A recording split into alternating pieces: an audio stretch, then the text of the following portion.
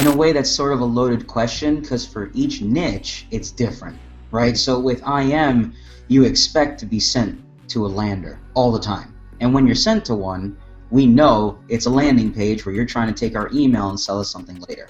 Yeah. So you have to warm up internet marketers or SEOs or all those types of individuals a little more. You have to nurture them more than, let's say, someone looking to buy or sell a house. Yeah. Right?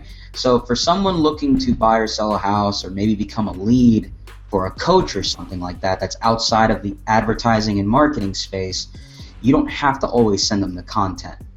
Whereas if you're in our space, you want to send them to something like a piece of content, whether it's a guide, an infographic, something engaging, because they need to build trust with you before they give you their email. Mm-hmm.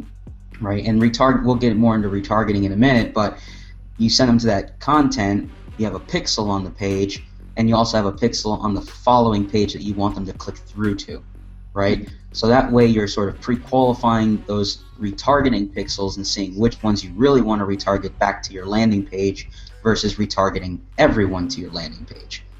Okay. It's like an extra step, right? Yeah.